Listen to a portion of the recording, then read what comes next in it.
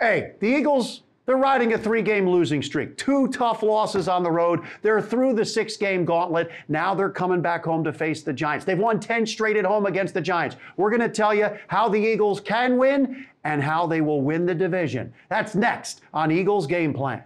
Hey, give that thing, take everything. 1, 2, 3, go!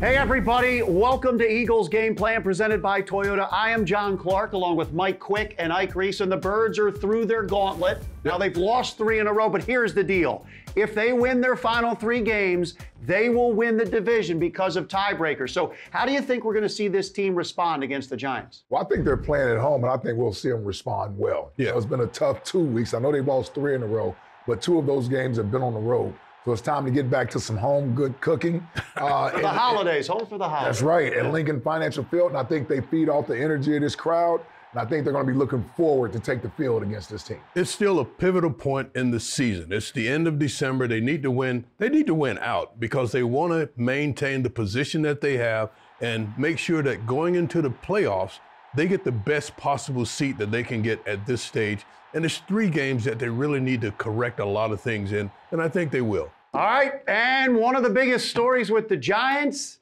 Tommy DeVito. So let's go to NFL Films. In his office, Greg Cosell, and Tommy and the Giants had won those 3 straight games. Not a good game in New Orleans, but what are you seeing from Tommy DeVito? You know, this Giants where coaching is so critical because they've kept it pretty basic. They don't ask him to do a lot, which is obviously smart. But you know what? Brian Daboll, he's been around. He understands that you do have to try to orchestrate some downfield plays. You can't just live off RPOs. You can't live off quick game. You can't live off simpler things. So you do have to try to orchestrate some downfield throws. And there was a great example of that a few weeks ago, early in the first quarter when they played the Patriots. And that's the play I want to show because they're going to need to do this. So let's go to that play.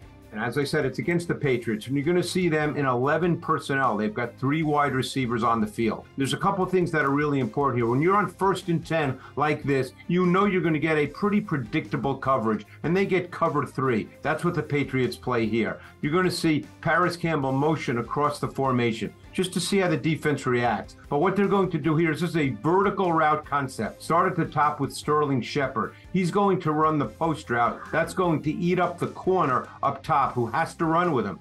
Then they take Jalen Hurts, who ends up being the slot to the field off the motion, and he's going to run the deep over. Now it's cover 3. So what you're really doing is you're making it a simple read for Tommy DeVito. He's reading the flat defender to the top of the screen, to the boundary side of the field. And that flat defender has to stay low in the flat. He's not going to get 20 yards of depth. So you get a clean look on a vertical route concept, and he hits Jalen Hurts for 29 yards. These are the kinds of plays that they're going to have to try to create to score points. And the other thing about DeVito, guys, he moves pretty well. He makes plays with his legs. Greg, you talked about this play, and it's an outside, where they flood the outside zone, and it does make it very clear for DeVito as to where he's going to go with the football. What I want to talk about, though, his mobility and how important it is that everyone's in their place because of his ability to scramble and make plays outside of structure. You know, Q, I think that's a really important point. And sometimes I watch the tape, and I've watched every game he started,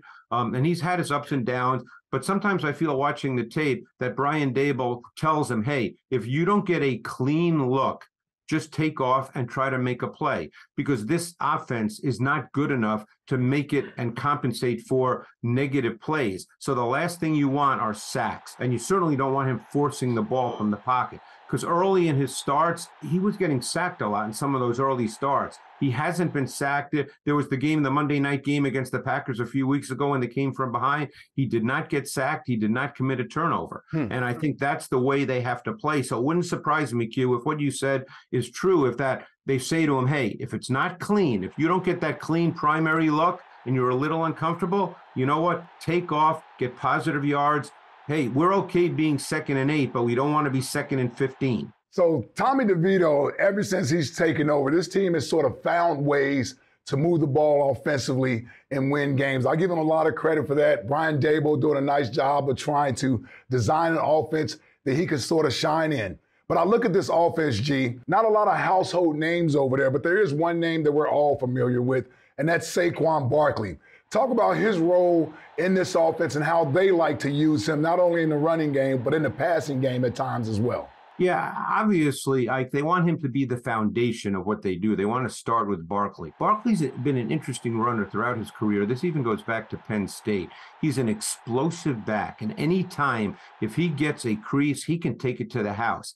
But the thing about him, which has sort of been interesting, is he's never really been a true sustainer. He's not a guy, despite his size and the way he looks, that when it's blocked for 2, he gets 6. He's never really been that kind of guy, and he hasn't really been a sustaining runner. Now, he's very good as a receiver when they detach him from the formation, and that's something that the Eagles must be aware of. He can do that very, very well, and that's another way to possibly present clean reads for Tommy DeVito. If you can split him out, maybe go empty, because an empty, the ball usually gets out quick anyway. So we'll see if they do that. But as a runner, you've just got to make sure you prevent those 30, 40, 60-yard runs. But he's not a great sustaining runner. Yeah, and Saquon only had 14 yards in New Orleans. They could not get him going. And they were 2 for 16 on third down, so that was a big part of it. All right. Yeah, no, third down's critical, obviously, and you can't be 2 for 16. All right, Greg, we're going to catch up with you later in the show. And we saw Matt Patricia calling the defense for the first time. And some of the guys after the game said the one thing they noticed, they were playing a little more up. What did you guys notice with Patricia calling the defense? So I think they did play up a little bit more. I thought overall they're a little more aggressive, but you played that side of the ball. Usually when there's a big change like that, I think more of the changes in the attitude, in the way guys come out and play, more than just schematically. And I think at this point in the season, you don't change a lot of things schematically, but I looked for and I thought I saw a little bit of change in attitude and the way guys approached and played the game. And to the point you're making, Q, I was looking and listening for the messaging coming out of the locker room from the players once this news broke.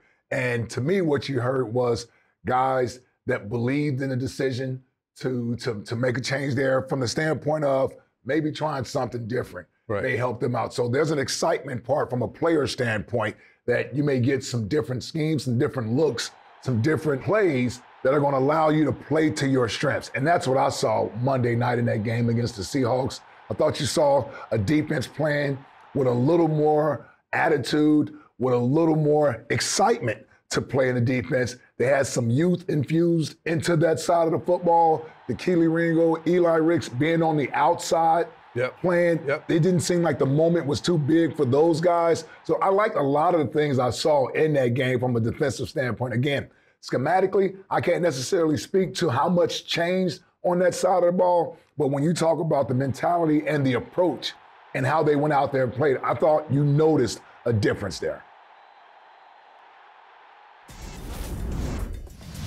Hey everybody, welcome back to Eagles Game Plan presented by Toyota. Now the Giants are being outscored by 149 points this year, worst point differential in the NFL, but they've got some guys that stand out. So let's go back to Greg Cosell in his office at NFL Films. If we're looking at that Giants defense, Greg, give Eagles fans the one guy that stands out to you on the film. I would have to say, Mr. Clark, that's Dexter Lawrence. Dexter Lawrence is just an unbelievable player. I can't believe a guy that size can move like that. He looks like he has ballet-like feet at times, and he's probably 345, 350 pounds. And he can wreck your offense, and he can do it from multiple alignments along the defensive front. Now, normally, and we're going to go to the tape here, normally you'll see him as a zero technique, where he lines up head up on the center. So let's start there against the Jets from week 8. And you can see him here lined up head up on the center. Now, he is so strong, but he's so light with his feet, he just drives the center right back into the pocket. And what happens is Zach Wilson doesn't even have time to set. He literally has to move right away. So even though Lawrence doesn't make this play, because what's going to happen is you're going to see Kayvon Thibodeau come off the edge and actually get the sack and create the fumble, but it's all due to Dexter Lawrence and his ability just to eat up centers like this and push the pocket, and you can see the result of the play. It's a forced fumble, Giants recover.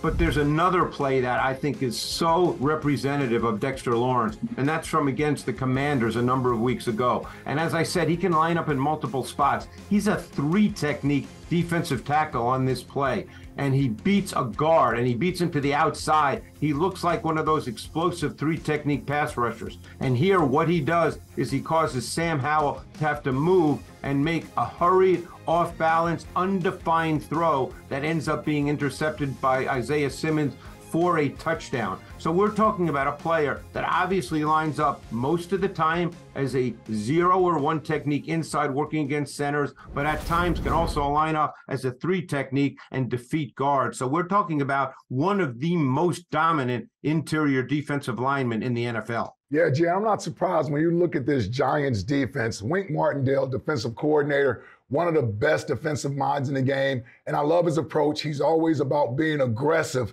and dictating to an offense. So not surprised at those horses that they got up front and how well they play. But I'm really excited to watch this young player, Deonte Banks, first-round draft pick out of Maryland. Big corner, good speed. They like to match him up, and I'm wondering how they're going to use him in this game. You think they'll match him up against A.J. Brown? They've done that at times this year, Ike, with Banks, where he's matched up against the opponent's number 1 wideout. And then there's other games where he just plays to his side. My sense is that he'll match up to A.J. Brown just because Brown is so big and so physical. And I don't think Adoree Jackson really fits that. So I think you'll see Banks line up over Brown quite a bit in this game. That could be the matchup. All right, Greg, happy holidays. We will see you next week. And when you look at the Eagles offense, this is 3 straight games with 19 points or less. Yeah. But last year against the Giants, the Eagles swept the Giants all 3 games, and Jalen Hurts looked fantastic. Is this right time, right place for this offense to get going? Well, I saw some things last week that I was encouraged by. You know, running the football the way they did effectively early in the game, Jalen being a part of the running game. I even thought Jalen, from a passing standpoint, looked in rhythm early in the game. You know, what I thought hampered them last week was self-inflicted. They had opportunities to put way more points on the board than 17, but we still got to clean up the things that hurt us all the time. But I thought from Jalen's standpoint, especially considering how he felt prior coming into the game, I thought he was playing a heck of a football game until we had the mistakes late in the game. Yeah, and the mistakes really hurt because you're moving the ball, you got this rhythm going on, but then you get a wrench in the controls, and then something goes haywire. But I agree with you. Jalen played, for the most part, played a really sharp football game. The timing was there. The ball placement was there, getting the ball to the right people. But as a quarterback, you can do that 90% of the time. But in those crunch situations, if you make a mistake, it really hurts your offense. And I thought that's kind of what happened in the game. And we saw against the Seahawks, you had 12-play drive, 15 and 16-play drives. Yeah. They were running the ball, Jalen, DeAndre Swift. And that's how they had some success against the Giants last year. Do you think that they will play that type of offensive football? Just hold the ball, move it methodically down the field, control the clock. I think that is the most important thing. And the way that this team really has success is playing the game methodical. You don't want to have to take shots down the field when you're moving the football and when you're in rhythm. I think when this team is patient, when they're not going for the big play, they can move the ball on anybody, because in that small window, there are so many options in this offense that they're able to move the ball. There's nothing wrong with the 12-play, with the 14-play drive. When this team doesn't lose patience, they move the ball and they score points on any team in this league. Yeah, and patience is key, because I'm telling you, from a defensive standpoint, that's the game plan, is to make you use as many plays as possible versus the chunk plays, and the defense is counting on you to make a mistake somewhere in there. That's right. Within those 12 to 15 plays. So as an offense, sure, you want to be able to score as quickly as possible, but understanding the defense isn't going to allow that, you have to sort of take what they're giving you and not get impatient and try to force plays. And then the other key thing about that is, when you're having these elongated drives, the key is to get a touchdown at the end of those drives. That's where you feel good about yourself. It's when you don't get the touchdown and you wind up having to kick a field goal. That's almost a win for the defense when they hold you to only a field goal and you have the ball that long. This team is noted for being an explosive team. Yeah. And teams are not going to allow this team to have those explosive plays, so they're going to keep safeties back. They're going to force this team to have those long, methodical drives that are 12, 14-play drives. And what's wrong with that? There's nothing wrong with that. You wear down the defense, number one, and then if you're able to score touchdowns at the end of that, you're way ahead of the game. Understand the defense is counting on you or hoping you get impatient and try to make that big play so they can capitalize off of it. So to Q's point, there's nothing wrong with possessing the football and going down there and getting points because that defense wants you, or they're relying on you to be thirsty for that big play so that they can capitalize on it. Hey everybody, welcome back to Eagles Game Plan presented by Toyota and the Birds offense. They got to be ready for the blitz. Wink Martindale, the Giants defensive coordinator, he blitzes as much as anybody out there. So how will the Eagles handle it? Here's tape study with our own Fran Duffy presented by Chickies and Pete's.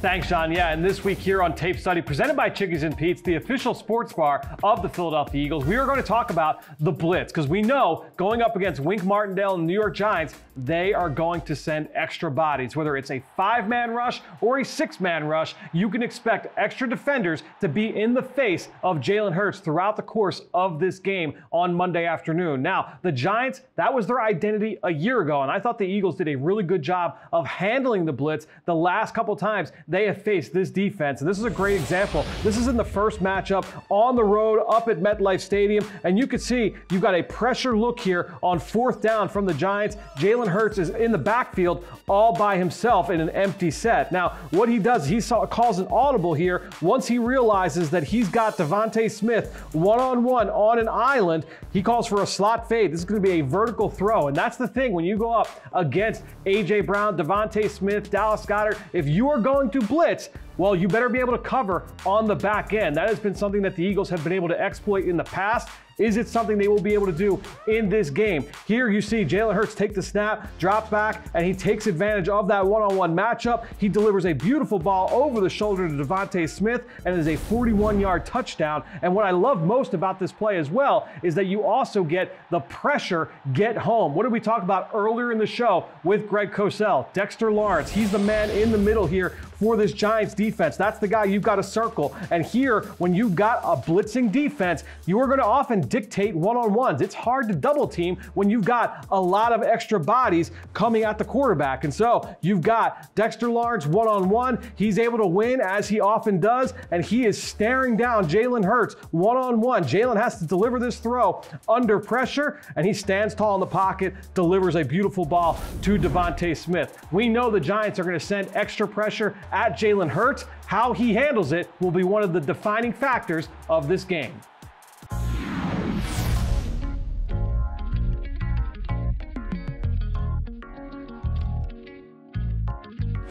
All right, welcome back to Eagles Game Plan presented by Toyota. It is now time to call your shot.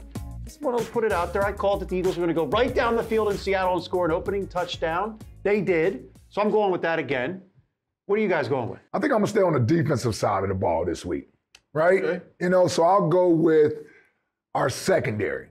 And, you know, I'm going to go with James Bradbury, former New York Giant. Ooh. Former New York Giant gets an interception this week off Tommy DeVito. Wow. Yeah. All right. That one is, that's how you call it. All right. There you go. On the shot. So I'm going to stay on that side. I'm going to say defensive side, but I'm going to go with Jalen Carter, Fletcher Cox. They both are going to have a sack. The two of these guys will combine for 3 sacks in the game. I like it. Like that. It sounds like a defensive game. Defensive party here. I like it. Defensive party. The Eagles are home for the holidays. They've won 10 straight at the Link over the Giants. Can they do it again? Thanks for watching Eagles Game Plan presented by Toyota. I'm John Clark, along with Mike Quick and Ike Reese. Happy holidays, everybody. Eagles Game Plan is brought to you by Pepsi. Zero sugar. Zero never tasted so good. That's what I like. Toyota, your local tri-state Toyota dealers. Proud automotive partner of the Philadelphia Eagles. NovaCare Rehabilitation, the power of physical therapy.